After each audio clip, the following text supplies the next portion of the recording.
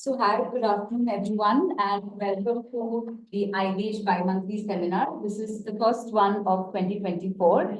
The seminars typically have speakers coming and speaking about issues on gender, labor, and employment, and other developmental issues that intersect with gender equality. Our speaker today is Dr. Ellina Samantroy, who is faculty at the Giri National Labour Institute.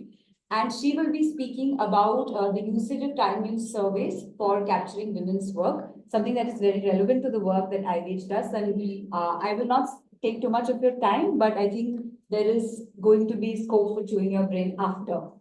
So over to you. Thank you so much, Shruti. And first of all, I would like to thank IWAGE, Shona and Shruti for sending the invite to me. I'm very delighted to be with you all here and to speak on something on which I've been working since so many years now. Before the 19 survey came and we had the 98, 97, 97, 98 survey. We had one pilot round, Bihar and Gujarat, and that was not very successful. Those who are working on time use, they would be knowing a lot of methodological challenges. But before I start, I was told that since this is IWAGE, everyone knows about women's work. So I would not be, spending much time on that, but yes, a little bit of linkage just to contextualize the issue. And then we move on to time use and maybe some of the methodological issues which have come up, which we at VVGiri have done, or in our own research, we have tried to, document and try to inform the government. I was also discussing that we at the Ministry of Labor and Employment, we had a task force recently on improving female labor force participation rate, and discussions on time use were very much there. So that is something which is very important. How it can help further, how it can help policy making, that would be something very important for all of us, who are engaged in time use research, actually to delve deeply and come out with some policy recommendations. So that has been our one of our interest areas at the National Labour Institute. But if IWAGE works on it, it would be really nice to see some of the policy inputs which would help the government actually. And at least there will be a lot of discussion around that, and then there will be a lot of scope for the task force actually to give concrete recommendations. So I go back to my presentation.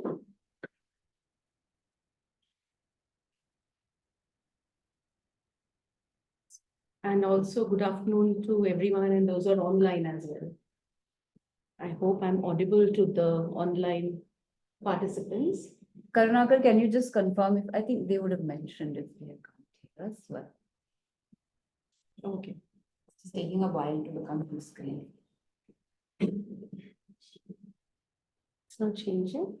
It's sharing, it just hasn't become full screen yet. Once, let me try it once. I think you can start. Not changing the slides. The slide. No, it should work. The system is a bit slow. How did you change? Just scroll. Actually, it's not screen. Ruti, try maximizing it. I did that. It's not happening. Okay, now it. Yeah. So now you must be having those buttons here, but We can use the arrows. okay. So before discussing on time use, we all know, at least all of us who are working on women's issues, that we have been globally situating. When we locate women's work globally, we see it's low as compared to men. We all know there have been evident gender gaps, and also women's participation across the world has been lower if we compare particularly in certain regions, which is like the Arab states, the Northern Africa, or the Southern Asia. And if we look into some of these interesting ILO WESO reports, World Employment Social Outlook reports, we see that women's employment has been still lower. Post-pandemic, the recovery has not been very good. And we have to look into certain sectors of employment, which is very peculiar for women to get concentrated there. And within Indian context also, there is sectoral employment, and IWAGE is already working on a lot of these issues already on employment and women's location in certain sectors to look into policies actually. So self-employment is one of that. We all know that As per the WESO report, these two challenges, the low participation and the huge gender gaps, which is more than 50 percentage points, are still there to tackle actually post-pandemic when we look into recovery levels. So there has been challenges there. South Asia, if we see, it is 30.8 percentage point as per the last WESO report, and these are the three regions where we see. India's work participation rate for women over the erstwhile NSSO rounds, we had seen a decline from 2004 on, and there are plethora of debates. We all know about that, so we are not discussing that. We all know there has been significant decline after 17 when we started with the periodic labor force survey round. There has been an increase, and we all again know why the increase happened. It is because of an increase in self-employment. Now, my concern here to look into time use surveys is that one of the questions which is very important for larger policy making is women's concentration in certain sectors of employment and looking into employment status, particularly quality of employment. For example, we have three categories as per the PLFS, the regular wage and the casual and the self-employment. And the increase which we can see from here till 2022-23, till the latest round, it has been mostly because of an increase in self-employment, which is more than 65%, around 70%, which is very high. And there has been a lot of discussions around, if you look into the policy circle, it is like there have been a lot of governmental policies and boosting self-employment, so it is there. But the challenge here is that to look into why we look into certain aspects of capturing women's work better, because first we understand this question, or we understand this proposition that women's work has not been documented properly or captured properly by these surveys, that we all agree, and there is a huge consensus around that. Thanks to the International Conference on Labor Statisticians 2013, which paved the way actually to look into employment statistics, particularly capturing women's work, both market and non-market activities. So here we do only market activities, which is our employment and employment service, or PLFA, and the rest, where women are mostly concentrated, it is non-market activities, which is beyond, outside the definition of the term, conventional definition of the term work. That also has been, within the academia, among scholars, it's a lot has been written about that on these issues. Now, I dig a little bit deeply into the whole question of self-employment as well. I mean, whether they are there out of choice, they are there out of compulsion. What are the challenges? Whether self-employment allows them, because the increase has mostly happened because of that, and whether it allows them for any upward mobility, if it is entrepreneurship, whether it is an entrepreneurship which is innovation oriented, or it is just an entrepreneurship which is out of economic necessity. So these are some of the questions which actually prick our minds to think about women's work more deeply than just saying that self-employment, it's increasing and self-employment has increased, so it's good. We should be happy about it. So it's also important than being happy about it to look into what kind of self-employment is increasing and whether it gives them enough scope to go up in terms of career mobility, or it is again the whole idea of occupationally segregated jobs, which never allows women to move up in the ladder. So we have to look into these aspects very clearly. And when we try to answer these questions, obviously our PLFS or erstwhile employment and employment surveys are not an answer to it. They have not delved deeply into probing questions unlike the Swedish labor force survey, which had a lot of probing questions to talk about why women have, quit employment. Our NSSO surveys also had asked this question. But if we try to look into the options there, some of us who are working on employment data would know that the options are like the job place was too far, there was no promotion, there was transfer, and others.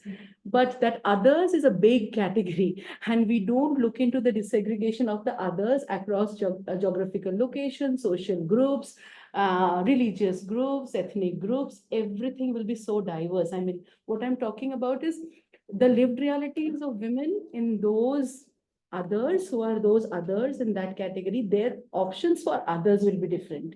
A woman who might be in remotest area, or for example, a woman who might be in a geographically remote area like the northeastern states, which is many of the northeastern states, which is still has got bad roads, or maybe the hilly regions, there might be a lot of challenges for these women to opt for certain kinds of employment, which are regular employment. Because of these invisible challenges, they might opt for something which is very convenient. So have we asked those questions in our employment and unemployment surveys? Everyone who would be answering a question, why did you quit your employment? Any woman, a woman who's located in geographically remote northeastern state to a plain state would be reporting others. How do we understand them? What are their significant challenges there? So these are the questions which actually prick us. I mean, we get disturbed looking into these questions and trying to find answers from employment and unemployment service, and we don't get, because we just get a very generalized answer that they have not been in employment because of the reason others. So it becomes a big challenge. So employment, I think I'm going back. So employment data, gender statisticians are very clearly documented. Employment data does not give us a true picture of reality. Employment data gives us a partial reality, which sometimes, many a times actually, leads to a distorted perception of a nature of a country's economy. Also, it tries to give us a reality which may not be true for many women who are located across different social groups, different geographical locations. So that becomes even gender statisticians like Greenwood, Adriana Meta Greenwood, very clearly had highlighted that this might have an important consequence on the validity of statements usually made on the basis of conventional labor statistics. So we have to actually go beyond those options and see why women have not been working, and there might be different stories to different women who are in a diversified context like India. So one of the significant challenges, I mean, to uncover this, women have not been participating in employment, and we know one of the prominent reasons is their burden of unpaid and care work, which is very much there. And another thing is that whether women's work has been documented properly or not. That's why we have to do the time use surveys, which gives us a proper answer to this question, where they are located. So there are many invisible barriers we all know, and that it's well documented, this plethora of literature around it, that there is a fine connection between paid and unpaid work. The moment your time spent in unpaid work increases, your paid work concentration or time spent in paid work decreases. And this has been very clearly brought out by many studies, which we all do, all of us do, also by the ILO. They have a whole report on it, care work and care jobs, which really documented this, that in the entire Asia Pacific region, women have been participating, those who are participating in more in unpaid work, their paid work time shrinks. And also the part-time arrangements, they might choose part-time arrangements because of this, their excessive burden of unpaid work, which we never asked. I mean, none of our employment and employment service asked this question, why they have chosen part-time employment. And if you remember, I don't know, I mean, many of you must have worked on that data set, 2014, called Specified Activities Along with Domestic Duties. There was a report by NSSO, which tried to document a lot of, reasons for why women have been participating in domestic duties. After that, PLFS did not, I mean, we did not have such probing questions. And in that report, when we looked into the data set and when we looked into that kind of data, we could gain at least one insight that why are you working, why you have been, what kind of job you would require. So many of them reported, more than 60%, I remember, they reported, women in India, we want part-time job. And there was regular, full-time, and there was occasional. These were the three codings they did. So majority of women, both rural and urban, they reported that we want regular part-time jobs. Then there were a lot of discussion around that we should be focusing on policies which should promote on regular part-time jobs. And then again, this question comes up that whether promoting regular part-time jobs would actually lead to upward mobility, or they will still have to balance between work and family. I mean, there's no balance actually. It's the entire load is on them. So they have to negotiate with that and then choose again the part-time option. So have we gone deeply asking this question to them that why have you chosen, why are you opting for part-time jobs? So then after that, we could not have any comparisons with the later reports. Such questions were stopping. I mean, we were not, other reports did not, ask these questions. So it becomes difficult for researchers like us to actually look into certain comparisons over the period of time, and then also to look into situations of women over a period of time. So there is a challenge when we look into, it's important to document even part-time arrangements, the reasons for part-time arrangement, why they have opted for them, looking into the household size if they're opting for these. All disaggregations are so important, whether they have a household size of more than 7 members, 8 members, what is the age of the child, and what kind of household it is, which might have constrained them not to opt for regular full-time employment. So these are the challenges which have been documented. And it is also, I mean, there's a lot of literature around unpaid work. I'm sure all of you are aware of it and how counting of unpaid work becomes important. And there's whole feminist advocacy around this, and also feminist economists have very clearly documented in their work that it's not been accounted. It's very important to learn that. It is also important to look into, as I was just mentioning, that when we look into unpaid work per se, it has to be also disaggregated across all of these indicators: age, social class, presence of children, type of household, religion, all of that. This gives us a very more nuanced picture about that kind of a woman located in that kind of setting, and what kind of policy is required, policy intervention is required to engage or to promote upward mobility for that particular person there. So this is very important. And yes, of course, we need to care about unpaid work, because many a times there have been feminist debates around this, that it's not always out of love, it's not always willingly done. It might be out of compulsion in many societies where women are just pushed to, informal economy because of this particular burden that they have to do. I mean, no one asked them this question, whether they're doing it willingly or not. So that is definitely there. And this is the ILO report I was talking about in the Asia Pacific region. The moment the unpaid work, which is 262 minutes for women, is high, you can see their paid work shrinks. And for men, it is very low, around only 64 minutes. So this takes us, I mean, to look into also income profiles of countries, what kind of economy it is, and what kind of policy intervention is required in terms of how state can come into the picture in terms of care policies. Now there's whole discourse on care economy, care policies. So it's very important to look into the income profiles of the countries, and the participation of women in unpaid work there. Now also time use data helps a lot in evidence-based policymaking.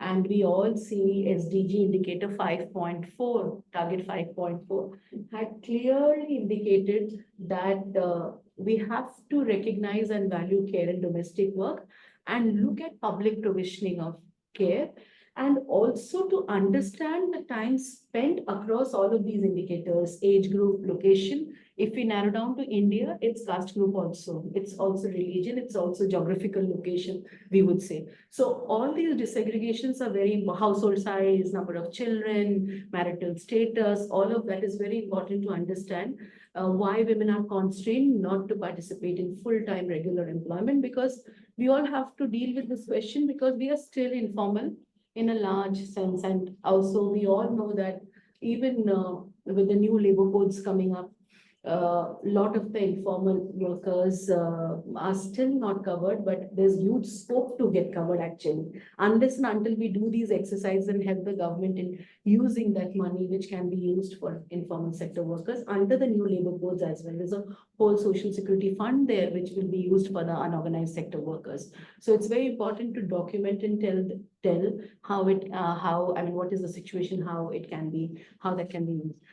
The whole feminist perspective on unpaid work has clearly highlighted on the underwater part of GDP, which we have been working on it, and we know, and how it restricts, dates back to Marx and Engels' work on, how domestic work should not be known, should not be counted as an unimportant extra. And after that, we move on to feminist Marxist perspectives, Maria Mies's work, Michelle Barry's work, where the reserve army, women's work is treated as reserve army, women's work is underwater part of GDP, it can be used whenever required, and it will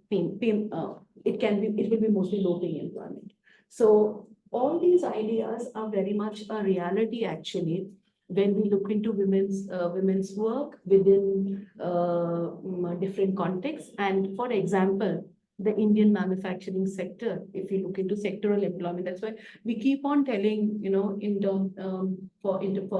policy discussions that let us not look into women's work directly as say, we should look into the sectors and look into further desegregations there, even with manufacturing, textile, food processing. And when we look into their employment contracts, we look into their social security arrangement, it's a big challenge there. Most of them are out of it. So it's very important to understand why they have meaning to those sectors, whether there is upward mobility. That is the challenge. I mean, that's what the whole idea of feminist literature talks a lot about it, and we have seen it translated into action actually, and we have to move beyond that. Now, how do we do this? The best way we all know to capture and uncover actually these dimensions of women's work, or we can say how to, I would not say that we will uncover each and every reality of women there, but at least we can uncover through the time use surveys many of the challenges which are invisible in a life of a woman. And that is why we do a time use survey. And that helps us. I mean, sometimes people ask us, why do we need to do a time use survey? And we already have an unemployment data. And what additional information will it give? Don't you think sex desegregated data is enough? Don't you think that is gender statistics? These are common questions we face every day.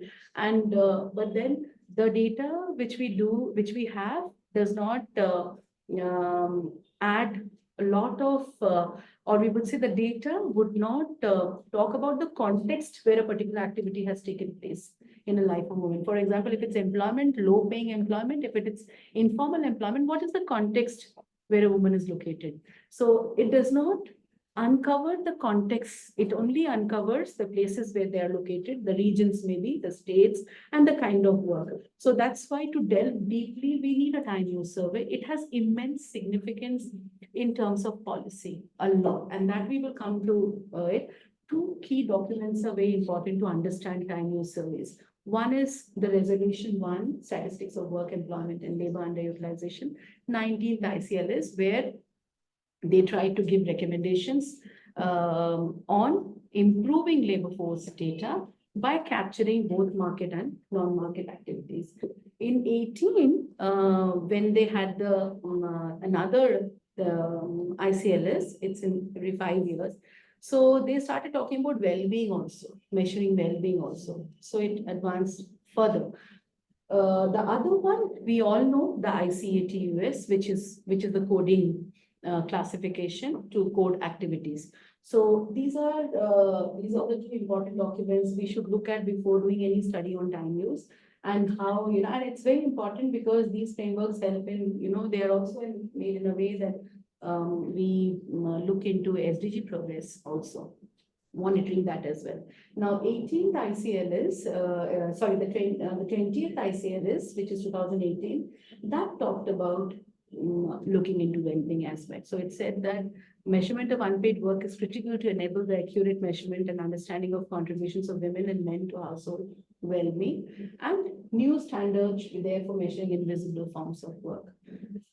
They also made a very interesting recommendation under the methodological aspect, which employment surveys should look at actually. I was just giving you an example of the part-time work in the 2014 survey where women opted that we want part-time employment. So we didn't delve deeply about asking them, why are you opting part-time employment? So this recommendation says that statistics on the reasons for preferring a non-permanent job refer to the situation of a person which may have resulted in the preference of taking a non-permanent job. So we have to understand that situation and why a person had chosen a non-permanent job. And for that, we need to have statistics combining employment with education, employment with a pension, employment with unpaid care for children, and employment with other family responsibilities. I'll give you one example to understand this. I was doing a comparative work for India, Sweden, and Bangladesh. Bangladesh also had a time use survey. So when we're looking at a Swedish labor force survey, we found these indicators were very much integrated actually. They had a question, for example, saying that why did you quit your employment? And the answer was, apart from job place was for their far or transfer, all those reasons which are there in NSSO also. They had this option like looking after children or incapacitated adults for health reasons, for studies, and for bad transport. All of these reasons were very much, and there was one category called others. So this is highly, I mean, I would say that gender sensitive in terms of a questionnaire to formulate and to look at, those challenges which women might encounter. So these were very much already integrated. I mean, long time back, this came in 18, that questionnaires before that. So we have to look into our LFS questionnaires as well, I would say. I mean, time use is definitely there, but our labor force questionnaires also can have probing questions. I mean, options, not questions. We already have the question very much in place, but we need to have options which are more indicative of, a woman's challenges in life, in the life of women. So time use surveys, we all know are 24-hour quantitative summaries. I'm sure everyone is aware of time use, no, in this group. Anyone who's very new to it? Because I am assuming that you all know, so or if it's new, I can go a bit, to the basics of time use. Anyone who has not worked on it, I mean, it's obvious many people may not have worked on it also. I think maybe public lines in the basic. Okay, so I have a little bit of history to it also to understand these surveys better. So they are usually implemented in a weekly average period. And to explain, I mean, just to look at the definition, these are quantitative summaries of how individuals allocate their time within 24-hour time period. Now, looking into activity classification within it, it's threefold, and that has been taken from the UNSNA, United Nations System of National Accounting, 1993. So UNSNA has been a guiding this thing for looking into activity classification. So how do we document 24 hours time period? Through this threefold activity classification. The first is SNA, which is completely production-oriented employment, or rather economic activities. Non-market activities, which the ICLS had recommended to capture, it's through non-SNA, and that is all household and related activities, which includes household maintenance as well. The third one is personal, which are non-delegable services, which can be sleeping, self-care, maintenance. In our survey, it includes self-care, maintenance, personal care, all of that. So this is how the activities are classified. Post-Beijing conference, I mean, earlier 1920s, it started in, UK, US, documenting the living conditions of working class families. That time, it was only confined to them. Later on, post-Beijing conference, the World Conference on Women, there were discussions around, you can see the Beijing document, there are discussions around capturing women's work.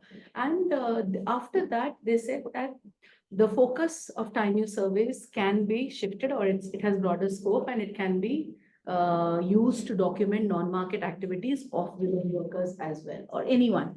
So after that, it shifted. And if you look into early developments of time use surveys, 1900s, Giri is one of these Finnish time use experts, documented, short leisure hours of industrial workers. And then the accounting method was used for research on living conditions among working class families in England. And time use research tradition later on started slowly developing. Some of the countries which had initial, histories of time use were earlier, and then UK and USA. And after 20s and 30s, they started using the diary method, which we have been using now, and to investigate non-market activities of farm families. And Jonathan Giri has been a lot of work around time use survey. And after 60s, one of these prominent Hungarian sociologists, Alexander Zalai, he took a multinational comparative time budget research project, and 12 countries were, under that project. And then time use data was collected. So that was, now they have a center called Center for Time Use Research, CTUR, which is with the Oxford University. So now it has expanded. I mean, it was a time when he was doing in 70s, later on after 70s and all World Conferences on Women, they started looking into valuing women's work or capturing women's work through the time use surveys. And the UNDP did a study in 2018 on selected time use surveys across the world. They say that there are more than 100 surveys in 65 countries.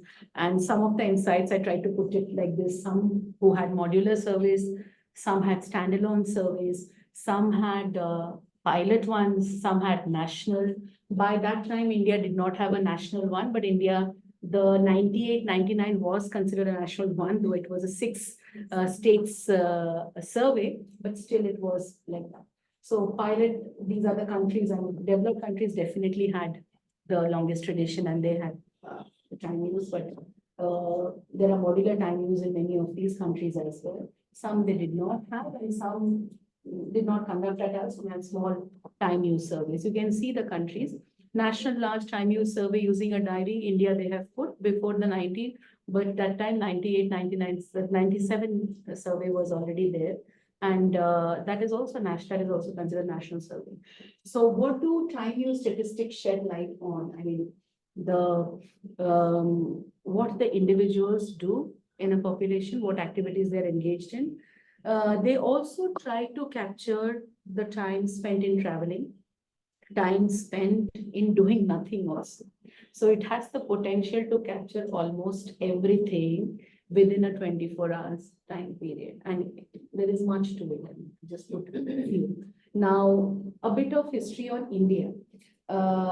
They launched the nationwide, I mean, the six selected states study in 98, 99, MP, Gujarat, Odisha, Tamil Nadu, and Meghalaya.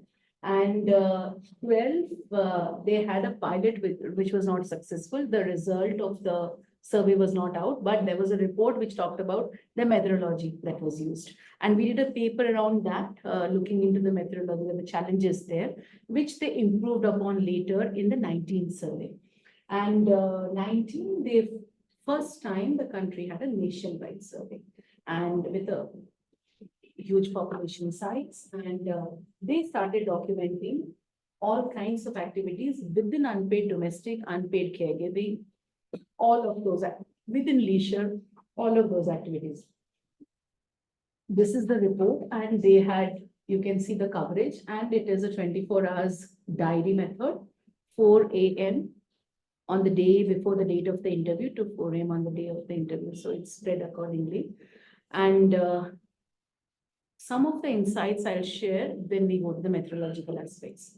Now, some of you who are working on it, you can see very clearly they coded 9 activities under the time use survey. And the participation, the 9 major divisions are likewise. Like under 3 broad activities, SNA, non-SNA, and residual, these are the 9 codes. Okay, so production related and employment related activities are SNA, your unpaid domestic, unpaid caregiving, and there's one more, volunteer work, they are under non-SNA, and the rest are under the residual activities. Okay, so when we look into, you can see unpaid domestic services for women, 94.5% the participation rate. And for both the rural women and for urban women, it is 87. Unpaid caregiving, it is 24% and 22%. Production related activities, employment related activities is less in comparison to the men. Time spent, average time spent, it's more than 5 hours for women if we look into unpaid domestic and unpaid caregiving activities. So we can see unpaid domestic is around 4.1 and unpaid caregiving activities is around 1.7. Same with, I mean, almost around the rural and urban sample, there's less variation there. Now, when we look into we tried to look into the disaggregated analysis of it, of the codes on domestic services and caregiving services, which is non-SNA activity. And under that, domestic services, 2-digit, they have coded accordingly. And we can see the maximum time is spent in food and meals management preparation. 89.2% women spend time in food and meals management and cleaning and maintaining their own living or care and maintenance of textiles and footwear. So, and all other unpaid domestic services. Now, coming to the average time spent, as I already mentioned, majority of them, and those who are spending time, you can see around 3 hours, 2.8 or 2.5, slightly around 3 hours, they're spending in food and meals management and preparation. So the disaggregation of the domestic duties, we can get a clear picture about where, or do-it-yourself decoration. It's all related to household cooking and household maintenance. Now, the caregiving activities were also further disaggregated to see what has happened there. So mostly the participation rate is around childcare and instruction. And what was interesting to see in the data set was that elder care or care for dependent adults, equal amount, almost similar amount of time was spent by both men and women. So that was there. Childcare instruction for women more definitely in both rural and urban areas. Time spent, if you see, it is around 1.7 hours, both there in rural and urban areas, and also care for dependent adults. These are the two areas where they've been spending. So that is what we get, the insights from the National Time Use Survey, though we have done further disaggregations. I would not get time to look into all that, but yes, to just some highlights on marital status. Married women spend more time on domestic, unpaid domestic and unpaid caregiving. If you look into, we did with the employment, because my concern was with the self-employed category. So we also tried to look into self-employment, casual and wage workers, and looked into the time use patterns. And unpaid domestic was highest for self-employed women. So we almost get the answer to actually seriously think about it than regular wage workers. So it's very, very challenging to look into their these aspects. And if it is further disaggregated across geographical regions, we might, I don't know how the sample size would be, but it would be interesting to look at. If IWWAGE does such study, it will be very interesting to look at, at the regional level, states, how they're doing. What additional information TUS provides, which other surveys do not, is information in multiple and simultaneous activities and context variables. I'm not sure whether you're aware about the multiple, anyone who is aware about these activities or the context variables? No? Okay. So I start with this, but before starting, I'll give an information on multiple and simultaneous activities and context variables, why it's important. I started with this question about, we know that women have not been working in certain regions across India in a greater percentage, or larger number of women are not working there, but we have not delved deeply into the question of why they have not been doing it. And we have, have a conventional answer that they do not want to work. There might be challenges with them in terms of the kind of activities they do every day, in terms of the context where they are located or that activity took place. I'll give you one example from my own field work, which we did in Tripura, one of the northeastern states. We did it in hills and we did it in the plains as well. I mean, it was looking into comparisons. And we had a time use module, implemented. We had our own time diary done there. So when we asked them this question, I mean, why, we saw a group of girls, young adolescent girls. It's very important for child development policies as well, and for looking into adolescent girl children. Why girls were collected from a stream? It's not a stream exactly, what you call it, it's a spring. So from that, and we asked them that this is schooling hours and why you have been here. They were having heaps of clothes, they had buckets to carry, and they were staying downhill. And this was somewhere just before COVID. I'm not a very old study I'm talking about, around somewhere in the end of beginning of 2019 or so. we went back to the field to look again. So we asked, and then they were saying that we collect water from here. We have to wash everything. Then we have to collect water, and then we have to go down here. Then we asked, how much time did you spend coming uphill? Then they said we spent around 45 minutes coming here, and while going down also the same, around same time. But the entire activity which we are doing here around the water spring is taking us around 3 hours. So how can we go to school? Because my mother and my father, they are at work.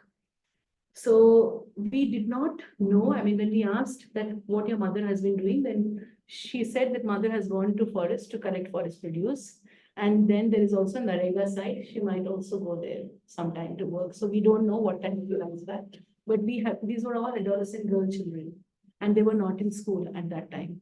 So it was a big challenge to, then we started doing FGDs with the mothers. And then we try to understand. And then they said that, see, we have been multitasking a lot. We have been doing many simultaneous activities in the morning. We have been doing multiple activities in the morning, and we have to go uphill every time. So there is no other help. So we have been asking our girl children to help us, and they can't go to school after a point. School is so far away. There's no transportation. So how are they going to go to school? So the context becomes very important in that sense. And it was a particular group who were the tribals of that region. So the context becomes very important for them. And it more or less turned out to be, many women in our community are doing the same. So we are also doing the same. And there's no other help. And they don't go for other activities because there's hardly any time for them to go. So it is very important to look into the background of that activity, where the activity took place. Context variables within the time use survey, very much embedded into the time use survey, helps us to understand the kind of activity and the context of that activity. Like, for example, the location where the activity took place, who were the people who were present when the activity took place, the beneficiary, and the motivation, whether they did the activity for themselves, for 4 people, for 10 people, for a community, or what else. And then what was the motivation, whether it was paid or whether it was not paid. Now it gives us, actually, they add a lot of value to that particular activity which is carried out. For example, when it is cooking, it can be household, the location. If we look into the household size, we can get further deeper insights. It might be cooking for 5 people, it might be cooking for 7 people, which will add a lot to time stress, which many researchers are looking at now, how you capture time stress, and also the beneficiary and also the motivation. There's another component which we have, recommended in all our studies on the context is the assistance received. Whether when an activity took place, for example, if it is cooking for 5 people or 6 people or 7 people, who was helping you in that activity, that particular woman? So whether it is 2 women helping, no one helping, or she is alone. So if it is alone, and if the activity is combined with multiple other activities, for example, cooking is the main activity, and then at the same time, she's also minding the child, she's also switched on. If it's an urban working woman, if it's cooking, something is being cooked, and then at the same time, the microwave is open, another thing is being cooked, another multiple activity. The washing machine is on, another clothes are being washed, and also the child is getting dressed to go to school. So it's around 5-7 activities within 30 minutes time slot, which Indian Time Use Survey has documented. So that adds to a lot of time stress. And if the household size in the long run increases for these activities, so it adds a lot to the time stress. And then it also, many people who want to look into, women's health per se, they can also look into the time diaries and document it, like what time they're eating their meals while multitasking. Are they getting enough time to eat or not? And many a times you will see, looking into those diaries, they will be having rural women particularly, they will be having the first meal of the day at around 3 o'clock in the afternoon. So if you look into health, maternal health, many other aspects, you will get a lot of answers to it actually. So there are challenges. I mean, the context variables actually helps us to understand the context of that particular activity in terms of the invisible constraints which are embedded within the socio-cultural structure, and how women are, do not come out of it, or are not able to come out of it, and they're just within that cycle. doing it again and again, and it's drudgery. And then they say no to any full-time job, which is just at their doorstep. Even a World Bank assisted project, if it's for livelihood, they might not come. Even a Narega site, they might not come. They would be, within this drudgery. So it's a big challenge. This is one. I thought I'll just show how it's captured because Shruti told me there are people who are working, would be doing a research on time use. So I thought I'll bring this also. The activity, the location, this is how a typical diary developed by a sociologist, Professor Michelson at Toronto University, looking into context variables in a time diary. The activity, the location, people present, other activity. In one of our time diaries, which we used in Giri, in one of our own researches, we added one more component, which is assistance received. So we tried to get an answer about if it's cooking, it's only women who are helping. If at all they are being helped, it's only women. And if it is how fathers help in unpaid work. So we got the answer from the assistance received is that fathers can only help while sending the child to school or picking and dropping their children to school. Very few, I mean, the percentage is very low to help in cooking and other things. So with the sample which we did, so not a big sample, but yes, I mean, it was an urban sample. So it is very challenging, I mean, to actually uncover these aspects. This is, if you look at it globally, but for India, we have to be more nuanced so we can have other indicators. And it's very flexible. We can have our own context variables as per our own context that can be done. Now, this is a filled-in diary. Again, it's not Indian, so you might have different, activities which are not peculiar to the Indian lifestyle. But yes, I mean, this is another which is from the same professor, adding looking into how context variables are integrating into it. What else were you doing? And simultaneous activities are also integrated. What else were you doing? And look at the age group of children. They have disaggregated by age group of children there. Were you with anybody? If you were cooking, then what was the age group of the child? Childcare, doing childcare, what was the age group of the child? So that is there. And another thing which got documented, these are the simultaneous activities. It most really looks like a man's diary actually, reading a newspaper. If it's a woman's diary, it would be different actually. And then walked from you can see travel by us to work. Many times, even in our the Tripura study which we did, for traveling, we could find 3 hours only traveling. The whole diary looked like going on traveling for 3 hours. So it becomes very challenging. That's why I was saying looking into these geographical diversity is so important, which will help in many policies actually on infrastructure, which we are talking about, care policies on infrastructure, on energy, on water, all of that. Those insights can be gained through these surveys. So multiple and simultaneous activities, women generally get engaged and it adds to the time stress.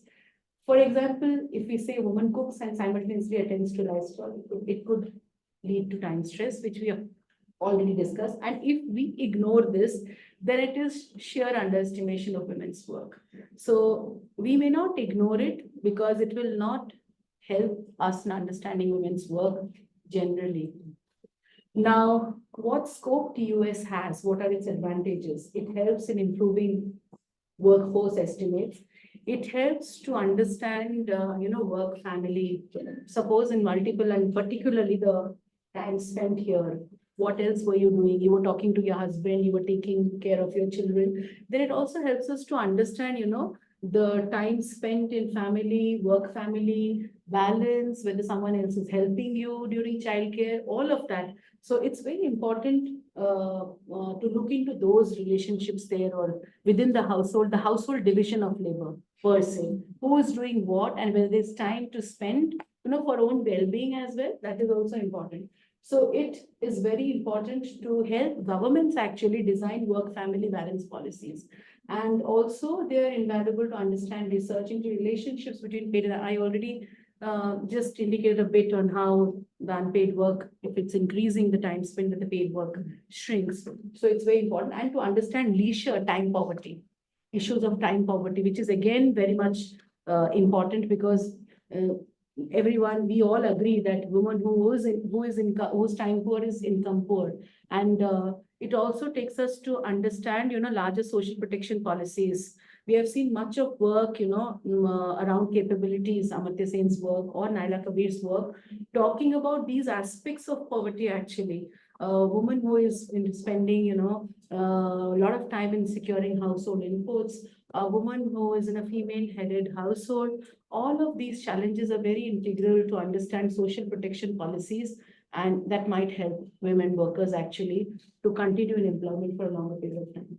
And as I already mentioned, it helps in capturing time stress, it provides full visibility to care economy, all of that. It completes the same question, why we need a time use survey. We have a LFS questionnaire, it's sex desegregated. It complements the labor force survey. It provides additional information, including household gender inequality. It provides information on subsistence work, multiple activities. So definitely it complements.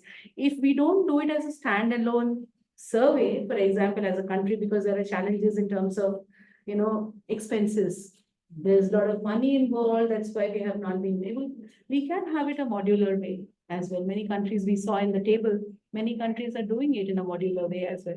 So it depends on how we can channelize our resources and but the thing is that we should have it on a regular basis. That is important to assess women's situation over a period of time or from time to time. That is important. It uncovers gender dimension of out of school. This is important because I was recently doing a work for UNICEF, which is underway, and we were looking into, the adolescent age group and women, girls in 15 to 17 age group, the time spent in unpaid work as per our TUS is higher than even the 5 to 15 age or the broader age group, or even after 15, if you look into till 18, the highest is 14 to that age group. So it's very important to look into the out of school children, particularly girl children, and many of them do sibling care. Many of them get engaged in household work, and after their primary thing, after their regular education is completed, they come back to the household again to do all. So it's very important for policies related to overall, I would say, child labor policies. We cannot ignore this aspect from the whole idea of child labor, which is only an economic definition which they use. So time poverty to inform health-related policy, yes. If they don't have time for leisure, then definitely it affects. There are a lot of psychological dimensions to it that needs to be looked at. Capturing part-time work. Why? The same question, why women opted for self-employment or they are pushed there? What else they are doing? What is their context when they're doing self-employment? It's very important to understand part-time work and whether we should continue with this arrangement or we should think about something, an alternative thing for them, or how do we promote part-time employment in terms of employment being regulated, also at the same time social security getting intact for them. So that's a big challenge. And then context variables, time spent with whom, help in assessing marital life, work, family balance, passive care, all of that. And as I already mentioned, the traveling time, the time spent in traveling for better roads, better transportation facilities, all of that. In the employer's guideline, which I was sharing with you, the task force output, which was released by the ministry, they have put this component that the employer should provide enough adequate transportation facilities for women workers who are residing in different locations. And also, they have talked about, creche facilities around that. And this element is also embedded, I would tell you, in one of the labor codes. Many of you must be aware, the Occupational Safety, Health and Working Conditions Code, the OSH code. Under that, in the draft rules, they have mentioned, though the rules are undergoing again changes, the draft rules, they have mentioned that women who are working at night shift, they would be provided transportation facilities by the employer. But then there are a lot of challenges to it, how much they will be interested. But yes, the provision is there. So it's important. It was not there earlier. So under the labor code, there's scope for the employers to, provide for this. And the task force, the guidelines for employers, which was released, that also incorporates this aspect. And social protection policies, larger social protection policies, which talk about the unpaid work concerns of women, the time poverty, all of that, than social protection just in terms of scheme-oriented policies. And we're talking beyond that actually, in terms of care infrastructure, publicly provision care services, all of that is very important when we talk about how much time they are spending in securing household inputs, how much time is spent in collecting firewood. All of that is very important for a larger social protection policy that is gender sensitive. Some limitations we all know, these are not new things. That yes, it's expensive. People have talked about it. It's difficult to capture much of sporadic work, though, but time use has got a lot of scope. But there are many the work is also irregular in many contexts, so it's difficult to capture. Issues of harmonization are already there. We all know that, and that needs to be looked at very seriously from a methodological perspective. How do we harmonize concepts? And if we do regular ones, we will definitely be able to build upon our past experience and improve. That is important.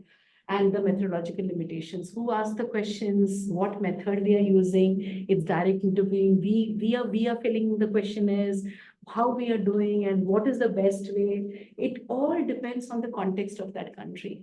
So those things need to be further deliberated, discussed, and built upon actually. And the context variables. Different countries have different context variables. So we have to look at them seriously and how we can have a context variable which will be peculiar to India, or we might have different variables for different parts of the country. And the last is, what are some future directions I thought very quickly to put? Self-employment, yes, definitely. I mean, it would help to understand situational vulnerabilities of women, to understand why they are in self-employment or what pushes them to self-employment. And also looking into the concerns of marginalized communities across geographical areas. I already highlighted how it can be done, including their, collecting, for firewood collecting, forest produce, all of that, different communities are engaged in it. It's very important to that. The capacity building of stakeholders is important because they don't know how to use the data, the government, the ministries who are involved in, the policymakers who are involved in, how they can use. And at least we are very happy to, inform that at least for the task force now, a lot of discussions on time use is there. There are people who are from different walks of life, different spheres, who have worked on time use, and they're informing. But it's very important to have a capacity building initiative as well. That's important. And mainstreaming time use surveys, the periodicity is important. Every 5 years you do, or 3 years, or whatever is possible within the budgetary challenges or whatever is there. Better concepts to explain, developing better concepts as per the recommendations of ICLS, and also country-specific experiences. It's important. And the use of data. And we should not, I don't know how much we are using our national time use data for policy making. I think it's very important to look at that, disaggregations, and then inform policy accordingly. That's important. And I also mentioned here, revisiting the context variables. We have to develop it further with more indicators. We just looked at assistance received. I said one more which we used in our study. It can be much beyond that. So researchers can explore and go beyond a bit to explore, which is peculiar to Indian contexts. So I think I'm done. I'm on time. Thank you. Thank you, Dr. Ellina. One of the most interesting seminar I've attended. And thank you. I completely agree with you that the timing survey should be comprehensive, should include intersectionalities. And in my previous thing, I've used gender equality and social inclusion framework, where we also use gender and power analysis. So, one of the tools which we use is the timing survey or the roles and responsibility survey, where we have this focus group discussion with not only women, but also and girls, but also men and boys. And the thing is, when you do this and you look at the entire time journey and how they do it, the women say, well, it's a time for us, even if you want us to come into livelihood. Because from morning till evening, they are busy with the household chores, looking after other parents and elderly people. But also, the thing is now men migrating to cities for work, the entire agriculture falls on them. So they say, where is the time? So when they get that 30 minutes for themselves, where they want to rest, have lunch, or have their own networks, they say, if you people come, that is most of the NGOs would like to do, like, they say, we just don't have the time. So I think it's very important that these aspects also are looked into, and definitely geographies, especially in a country like India, that every 100 kilometers things change. I think it's very important to look at those intersectionalities. Yeah. So thanks, Ellina. I'm sure all of us have benefited from your seminar, and open to question and answers. Check if there are questions in the chat. Yeah, you can. No, we can start with. And if you can just introduce yourself, just tell us your name, what you do, and then move on to the question that would be. I'm Go. Hi, I'm Prakriti. I work at IWWAGE as a senior research associate. Vidisha, me, and Anika, colleague who's absent today, we are working on a time use study where we're trying to capture women's work better. So a lot of the components that you mentioned, we have taken from there. ICUTUS, listing out the activities which are in the SNA production, general production, and beyond that, all of that we've tried to calculate. One thing that we realized we also did was how PLFS sees employment and how we can also look at employment through time use. We've tried to put both in one survey. So I just wanted to ask you, how do you think that a time use survey will also enhance our understanding of women's paid economic work? Because a lot of times the PLFS is perception based, where women say that they either are workers or non-workers. But when we look at their time use through, let's say, the diary method, they end up filling in the time use in a way where they are working, but they probably consider themselves as non-workers. Second is that how do we capture seasonality within time use? Because that's one thing that we noticed that in our survey that women reported themselves as workers, but when we were asking them their like 7-day recall, they did not choose any paid economic activity they were a part of. So that's one thing that we are attributing to, that it could be seasonality. So how do we take care of that when we're doing our time use surveys? And finally, like with respect to the assistance component that you added, so was it through that you understood the generational impact of time use on children, or did you also conduct a time use of the children otherwise? Like was it the assistance category which led you to understand that out of school generational, I mean, burden of unpaid work is coming on to girl child especially? Just, yeah. Thank you. Should I answer or wait? think, for- yeah, we can The answer first one, three questions. one is one is on seasonality and one is on assistance received. The first one? The first one was the improved capture of women's economic work. Okay, yes. May I ask a question? Right, so we are often hearing about one solution of attaching a time use model to the insurer labor service. Now, few experts are really advocating for that to have time use data at more frequent intervals, but then few experts are really pointing towards the data quality concerns it might result in. Because maybe the surveyor's training will be different for labor force service and for time use service. So I would really like to know your views on that. This is one thing. Another thing, so while conducting the time budget information in that WWW study, what we feel that for rural women, particularly rural women with low education level, we faced huge difficulty in eliciting the proper information from them, because they really lack the sense of time in terms of hours and minutes. We used few probing techniques, but I would like to know your suggestions from your field experiences to capture data better. Yeah. Right. Hi, I'm Diksha Radhakrishnan from ID Insight, and firstly, thank you for laying that presentation out. It was quite interesting. You mentioned this whole idea of time stress. So related to that, we are just understanding two concepts which don't get covered a lot in these time use surveys. And your thoughts on that? One is understanding cognitive stress in terms of managing care work, especially in terms of like even when not doing care work, how are they thinking about care work and how does that stress look at and how has that been captured? And then the second concept is around dignity of work, right? So though, like, I think one of the things that you mentioned, one is also the quality of work that's being done.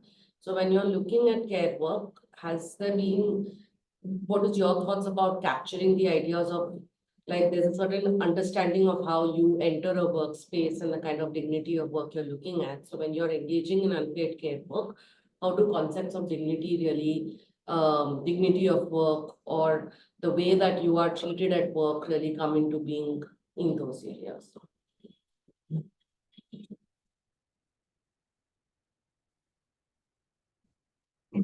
My name is Rahul and I work as an RA. So my question was, I saw the timeline format that you shared. So there was a section where you asked about persons present and whether they receive any assistance. I wanted to understand if there is an involvement of a paid caregiver or a paid domestic worker for that work. Is it included there anywhere? Just to understand whether there is any pattern that households may try to understand or assess the importance of care paid work, and when does it become affordable? What are the trends that you can see in that? Just to understand. I am to be providing. And I just wanted to understand your thoughts on the role of social and cultural norms in these time zones, because they're very difficult to capture as a concept. And so, okay. Yeah.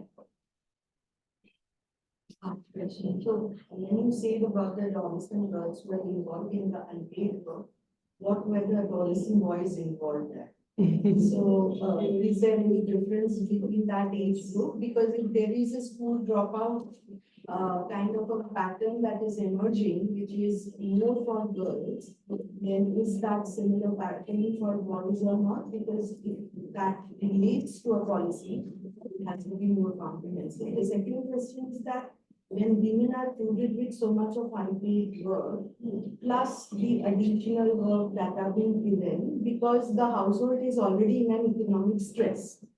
So what remains as a solution to that household for an additional income when women goes out after all this stress we work?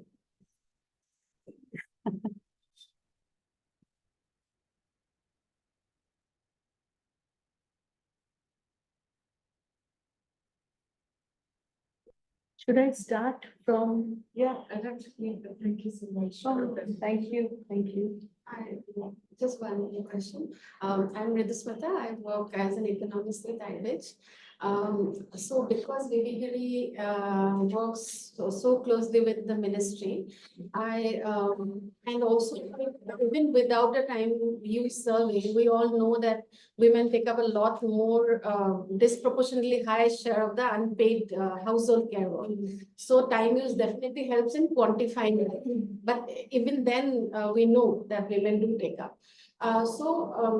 Has insights from time use surveys led to either policy interventions or maybe behavior change campaigns led by the ministry to say that because women take up so much of unpaid care work, that is one of the reasons why they are not entering the labor market as much.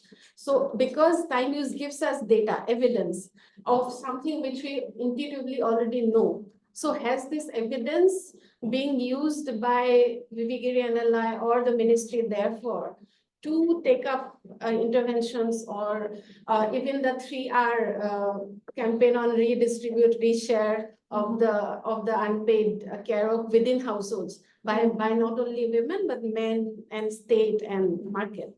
So has it led to evidence-based policy changes or interventions or campaigns so that this problem that is being identified, there are solutions or steps towards? I have a question. So when you study your survey as we understand that it will vary from geography to geography, depending upon even your class, religion, others. In that case, how can government make a policy or it means if you see in India, most of the policies are like one shoe fits everyone. But then how do you take into account all these and make a policy which is more need-based rather than just one policy addressing everyone? A uniform policy. So I'll start with your, I don't know whether I'll be able to answer everything perfectly or, but yes, I'll try my best. Policies which are need-based, that's what when I started, I just said that since most of our, since we look at women as a category, and we do not look into their situations or their lived realities, that's why there is a challenge in terms of exactly, looking into the beneficiaries, the targeted beneficiaries for whom any kind of policy would be implemented. And hence, it becomes a challenge. I was giving this example of a World Bank assisted program or even the NREGA program where women do not turn up in spite of these interventions are there. Time use surveys, that's what we discussed. I think time use surveys help us in identifying the geographical constraints there. And it can be integrated into larger. I'll give you one example to understand. I was discussing with someone from the skill development ministry, or they were looking into some skilling programs in certain regions, and they said that women are not participating. What would be the reason, and why they have not been coming? And then we were having a series of discussions and saying that, have you looked into where they come from? What is the kind of household? Are there anyone in the household to help them in other activities, or what are the other activities they're engaged in? So, for example, that this is a flagship program. Any kind of intervention on skilling is a flagship program of the government. To make it more targeted, we have to go region-wise and look into the specific challenges there, and then maybe address. I mean, it leads to a lot of a multi-pronged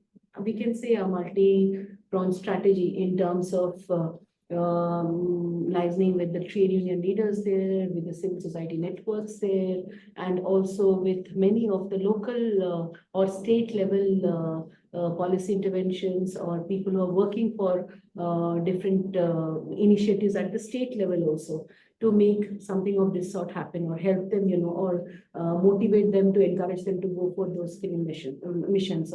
So these are the challenges, I think, within the flagship programs, also the regional components, or, why there are specific challenges for women, the location of these missions, or even any kind of policy initiative, where they're located. Sometimes they would say, ki, gaon se bahar nahi ja sakte, we can't go out, and should come to somewhere near us. So it depends on the kind of location there. And so it's very important for, these flagship programs to go deeper into regions and see the challenges there. And then maybe they can, it would be, these are my initial thoughts, and that's how we can, look at it. And also for this, a lot of coordination with different departments is required. The education department there at the state level, the women and child development department there at the state level. It cannot happen by one ministry alone, the skill development ministry or the labor ministry implementing something. It's very important for these interministerial convergence programs, and also at the state level. And if required, involve the community, involve the other people, the networks there. It's very important for any kind of, for making them work or helping them to, come out of the challenges. Or if they say that it's unpaid work, it's because we have to take care of, we have to go collect water, then think about other policies which can, for example, an energy resource or water resource, something, so that they can go for other missions which are very important for their own overall development. So that's how we see, we keep on telling, and something related to this, how we do at IWWAGE, the same thing, both the questions are linked.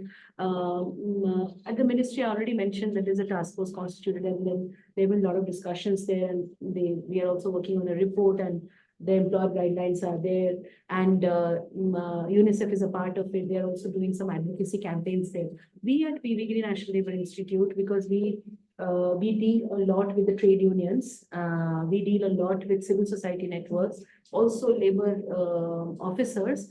We have been engaging in using the time use data, actually, in engaging in a lot of capacity building programs for women leaders, for women who are into self-help groups. They all come, and to help them understand the challenges of unpaid work, household division of labor, and help them, to connect with different departments at the government, at their own state, for any kind of intervention which is there, which they can avail of, an existing intervention which is there, which they can avail of. So that we do at our level, whatever minimum level, we are a training and research institute, so that's how we promote it. And all of them are oriented, we have a whole module on gender in all of our trainings, mostly, and they have been oriented to these aspects, and a lot of insights on time use data are shared in the classrooms. It's very important. Some of them go back and then they report also that we have talked with the department there for better water facilities, or humne ye karwaya apne area mein. They all keep on telling. So that's how we do in our own small way, whatever way we do. That is there, but yes, for the larger, I already mentioned in one of my slides that for larger policy making, the national level time use data inputs need to be used actually by different states also to look into state specific challenges and looking into employment data and the time use data, because some of the states, for example, Tripura per se, the work participation rates are very low and the unpaid work is very high. So how do we look into any kind of intervention there? Other states are different in that way. So it's very important to look into the national data at regional levels and look into these desegregations for policy making. And states can definitely take a cue from there. And if they're having state specific policies, they can do. It's very important. So I don't know whether I have answered both your questions in some way. The question on additional income, and you mean to say that women who have this burden already, and then when we're promoting employment for them, how do they tackle? It's The household is already in economic stress, Hmm. so they want more people to earn for the household. Even have these burden of unpaid care work, and they also have the burden of adding household income. So what is the solution then? So if you say creche is one of the solution or infrastructure, act like Narega is not implemented in the right spirit. And if an act which is not implemented in a country like India, which is passed by the legislation, then what will other programs do not do? That is true. That I agree completely with you. It's only about Narega, one of these employment guarantee programs, which has a creche facility there within the law itself, and it's not implemented in many parts of India. So that is there. But from a more broader perspective, don't you think that state-sponsored care facilities should also be there? And you know what we have been advocating at through our own researches is that creation of a maternity child care fund. Even if you have, for example, you have the Building and Under Construction Workers Act, where a lot of cess is collected under that. Now we have the Social Security Code, we have the OSH code, all of that. We were just discussing the penalty amount of the employers from the from any kind of if the labor inspector penalizes any of these employers, then the penalty amount is credited into the Social Security Fund, or it is credited into the Social Security Fund, where all labor codes offenses are there. I mean, all the money from all the offenses under all the labor codes are there. So it's going to be huge money. How we can channelize it from making it state specific for certain categories of workers like construction workers, domestic workers, because it says that this fund will be expended for the welfare of unorganized sector workers, which includes domestic workers, all kinds of workers there. So how do we create a maternity child care fund? How do we create a state-sponsored, from that money, creche facility or any kind of early childhood center, child care home for construction workers, for women who are into low-paying employment in certain sectors? What can be done? So these are some of the things we have been writing again and again and informing. It's very, because it's at a very nascent stage to say, I mean, the labor codes not implemented properly yet. So the states are in discussion. I would rather say that the state should have more rigorous discussion on how the, this money can be used for the welfare of unorganized workers, which includes, redistribution, some amount to be, used for the redistribution of this unpaid work, which includes early childhood center or, creches or anything or elderly care homes, all of that. So it's very important to look at that. And we have been informing, it's not that there have been no discussions around it, there have been discussions, but yes, it has to be more rigorous, maybe some research around that using the time use data, and we have been informing the government, but many other researchers who are interested, they can also come out with some new insights, particularly state-specific challenges. That would give a lot of insights actually to work on. So, but yes, I agree with you completely that everything is not so rosy. I mean, we have to work hard on it. Then adolescent girls dropping out, you only asked, no? So the reason for the boys were supplementing to household income other time, and the girls were doing unpaid domestic. So it's very clear there. So domestic work is not on them, it's on the girls only. The role of social and cultural norms. This is the question which we are trying to explore actually. But I think the role of social and cultural norms, to a large extent, are uncovered by the multiple simultaneous activities and the context variables. Don't you think so? I'll give one example. Maybe I would not name any community to understand this. Any community, maybe a remote, in a remotest geographical area like India, may have a ritual practice for where women are discouraged to go to school during that ritual practice, maybe a tribal community. It is a real example, but I'm not naming, just saying as an anonymous example. So the ritual practice does not allow girls or women to go for education, to go for employment. So the time during that time, it might take for 15 days, 20 days, or maybe longer, the ritual takes place. So when you look into a time diary, you would understand that time spent in ritual practices, in religious activities, in all of that.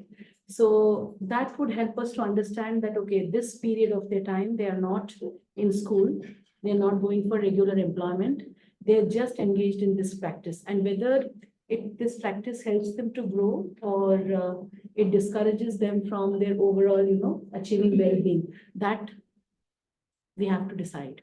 And then through negotiations, through discussions with the community, changes can happen. At least some of it can be diluted so that women still, they follow their ritual. We can't dissuade them. They do it in some way to also adjust schooling hours and also employment.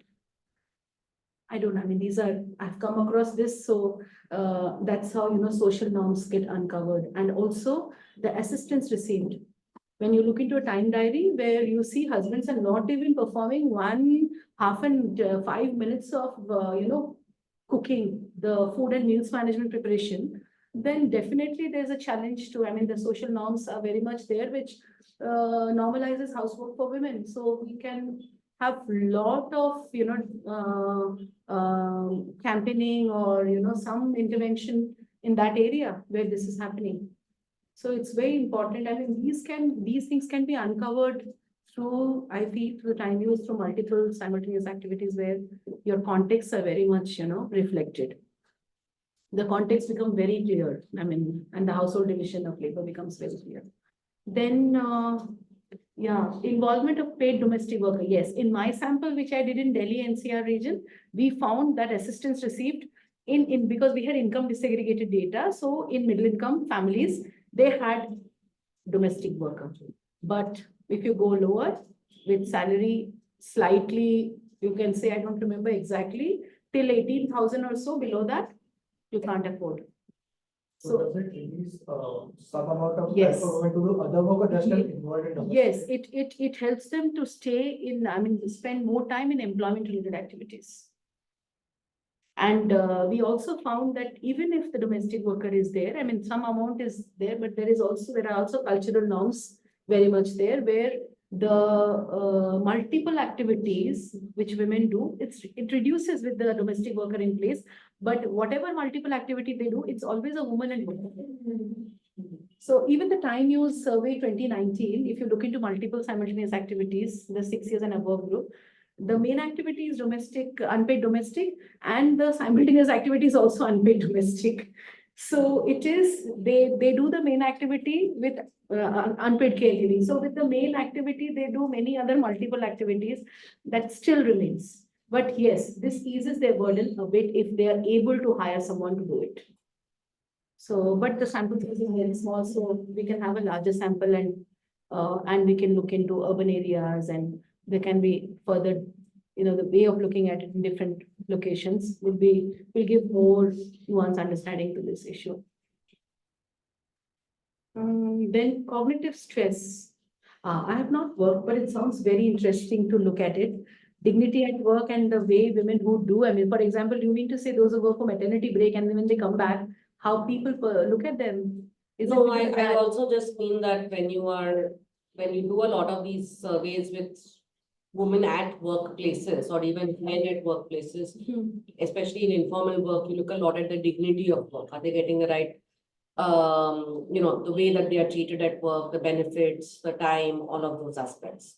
So even if we're considering unpaid care work as a form of work, then what is the dignity there? Are they getting any kind of support during doing this work? How long does this, at what time does care work even end in the day? Not just number of hours, but like how long is that work day stretched? What is it in terms of how they are treated by other household members? Like I think there was a point in your thing about the lesser powerful spouse is the one who's doing care work, right? So how does that change any kind of power in the household? Those kind of aspects around unpaid work. So people who are doing, you mean to say not, they are within the household, not working anywhere. but Yeah, who doing are un- engaged in unpaid Who are care work. only in the household doing unpaid care work, how do people, this is a very, it depends on context, I think. It has got a subjective dimension, how we look at it. In many societies, they look at it, okay, she's been she's taking care of the household, she's, this is something very important, and we treat her as mother, we treat her as someone, a devi or something like that, because she's sacrificed a lot. But I see, if you ask me this question, then I would see the whole element of, your care work getting institutionalized in socio-cultural structures in a very, very subtle way. Where women don't even know that doing it. Many of them would say we love doing it and they're very happy about it and the family members are happy about it. They do it. I would not look at those women or talk about them because they're doing it out of their choice. And they're doing it willingly out of love or whatever, for their children, and their husbands might have a sizable income. Okay, in those families, if you ask, then their work might be treated, again, it depends on context, how they look at the dignity of work, or they not. But if you talk about informal workers, for example, or women who are within the informal sector, who go for some part-time employment, come back and then they do housework, they are constrained to do because there is a whole element of, in a very egalitarian sense, the structural violence embedded within it. There is violence happening, but the perpetrator and the victim, they do not know there is violence happening. So you are denying them opportunities. So it's denial of opportunities, because what Galton says, I don't know if you're aware of the concept of structural violence or not. It's a deep-rooted violence which is embedded in social cultural structures. It is not physical. It is physical violence is harmful. It can affect you, bodily injury and anything. But it affects your psyche. Denial of opportunities, like they say that, okay, you are the mother goddess kind of thing, and you have sacrificed everything for the household, and it's always good you behave like that. And there is an inbuilt, element of violence there, because you have denied opportunity for that woman, telling her she is mother goddess and whatever, and then the structures have not allowed her to move out. And that violence affects their psyches. And then they say that every day we go, some of them who are we can't go, even educated women, we can't go out to work, and every day we are dying a death. It's like dying a death every day than dying one death in one day. You understand what I'm trying to say? So it's like that. So the question which you're asking is very subjective. But if we look at informal women workers, it is out of compulsion many a times, and women who are ready to go for employment for work, not about informal, even women who are willing to go for work, they should not be, this element should be, they should not be there, and they should be able to transcend it. They cannot. And these images of, mother goddess and, sacrifice, we should ask those women that, do you really want to, you are happy with this image? Many of them, these are happy, let them be there. Let them be happy because their husbands might have a good income. But those who are not happy because they have to go, 90% is in the informal sector, they have to go to work. Let's not forget this. And for that, we can't build these images. I don't know. I might be wrong, but this is how we see the situation. You might have a different perspective altogether, but have I answered your question? This was helpful. So it's like that. So dignity at work depends on how you perceive, and depends on how the socialization practices in those families are there, rather to make it more convincing. How you are socialized. Many a times our socialization practices disempower girl children. We agree. We agree or not? We agree, I think. they say that तुम बाहर नहीं जा सकती, तुम पढ़ने बाहर नहीं जा सकती हो, you can't go out to work, बहुत दूर हो जाएगा, you are not safe. She might be a topper, she might be, able to do whatever. I mean, she might be able to reach the skies, but then we keep on convincing her, and then one day she's convinced, okay, my parents are saying, so I should. So this is structural violence. How? Also, many societies, women's income is not considered as part of the family. Exactly. The way they handle finances, who handles it, another question. Yeah. Even if you make earn- decisions around care work, like I might be the executioner of the work, but I might not even have any decision-making power around it. You remember this National Family Health Survey data which said that decision making is only till buying groceries or something, and not beyond that. So it's like that. Field experiences, LFS and TUS quality. Vidisha asks, So, yeah, I understand the feasibility of including the Chinese model to the usual delivery service, whether that will compromise the data flow. Yes. Yes, and you said group of scholars say that it's not good, and some said it's good. So I would say that we have to look at, as I already mentioned, I mean, whatever, I mean, the budgetary provisions are there, how much we are looking at it, and how, not only budgetary provisions, I would say, rather our what we try to actually uncover is more important. And I think for us as a country in India, we try to uncover as much informality as possible. Don't you think so? The kinds of informality, dimensions of informality. And I think for that, we can go for a national, I mean, it depends on how the MOSPI agrees. And there might be challenges with the data quality because LFS, they follow a different methodology altogether, and embedding a time use. We can have a standalone, like we had the national time use survey, that's a standalone one, and then that can be repeated every 5 years or so. That would not affect actually, and doing an exercise comparing both will be also difficult because methodologically both have different ways of eliciting data. So it's, if we have, if you ask, anyone who's working on time use, it would always be good, keeping in view again the context of our country, the high level of informality. It's important to see, have a national survey. You can segregate it from the labor force survey. That these are my observations. I think that would give more information. And from field experiences, yes, training of those who are asking questions or who are interacting with the respondents is very important. And I think with the 2019, even for the 12 survey, they took the help of Anganwadi and Asha workers for eliciting information. So that's a good way because women from those communities know exactly what they have been doing, and that can give you than anyone who's a stranger. So those methods can be, modified and, can be developed in the field for eliciting better data. Actually, they also know about cultural practices. They also know about many things because they themselves belong to those communities. That is important. And also language. I don't know whether you've come across Mary John's work on dystrophin dislocations. She talks about this actually. I mean, it's very important to look into the dialects also because the moment you translate, it changes. So in methodology, it's very important to look into how they're responding and whether the person is speaking the same dialect or not. These are barriers. I mean, these are major barriers for, getting good data. So one has to overcome. So that way we do, when we were doing a survey in Tripura, we tried to speak in Bengali and, because they were all Bengali women. So it's like that. I mean, the questions were translated accordingly. It's like that. So it depends. I mean, even the MOSPI trainers, I mean, those who are going to the field, they need to have such, they need to overcome such challenges actually. As of now, that is there. And then the reality, yes, it's a big question. Economic work, yes, disaggregations are there. You can, like we did for the unpaid domestic and care work, 2-digit, you can further go to economic work, and I did not look into that part in my own work, but yes, you have all options, disaggregations within 2-digit, 3-digit level also to look into the kinds of economic work they do. No, so sometimes it is accompanying people something. I mean, I'm forgetting exactly all the indicators, but it's very important to look at that also. So you can revisit the ICATUS and then disaggregate the economic work and see what kind of where men do what, and then that is important. Seasonality is a challenge because it's like the whole year, no?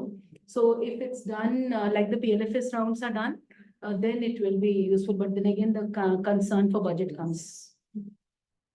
But I would say that if you're doing your own survey, you can definitely do it in your own empirical survey.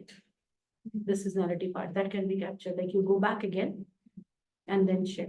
The national survey, it becomes a bit, I don't know whether national survey, and I should say this or not, but it would be good to have it again. I mean, when we would have the next one, it's a big question. We are hopeful we should have the next one after the 19. It's been many years now after 19, 2020, the result came, the report came, 2024, 4 years gone. COVID happened, things have changed, so we have to wait for the next one. And the last one, assistance received, what you asked, I just. Yeah, it was just to understand if you were able to figure out that girl child is more involved in Yes. the unpaid work through assistance. For the, you're talking about the work which we did for UNICEF. Yeah, You yeah. know, that we did not, because that was a national data. Okay. National TUS did not cover this. Okay, no, the one where you actually included the assistance. Yes, in that, yes, in the assistance received, the primary work which we did in Tripura, the assistance received for cutting vegetables and for, kneading the dough or anything, it was only girl children. Or taking care of other siblings, it was girl children. Boys could even get time to play. They could not even get time to go out to play with other girls.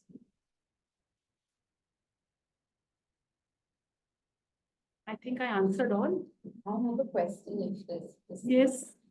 So through some cursory reading on time use and how women's work can be measured and the contribution to the economy. Ultimately, that's the biggest question where the gap is so glaring. Have you explored methods of monetizing the lost opportunity? That is the global substitute method, and is there value in it? Because I have not done that exercise, but then there are group of scholars who are already doing evaluation of unpaid Yes. work. I have not gone into it in detail.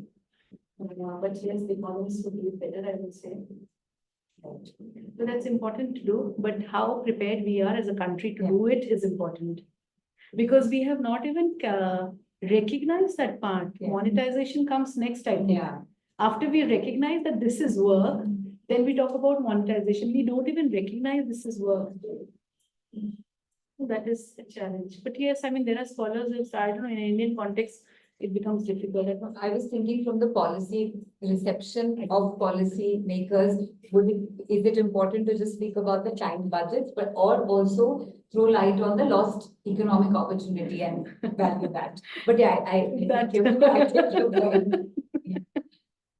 Is there anybody online who wants to ask a question? I don't see anything in the chat. No chat. So if there are no more questions, then we can wrap up. Thank you. Thank you. Thank you. Very, very much. Thanks everyone for joining. Thank you.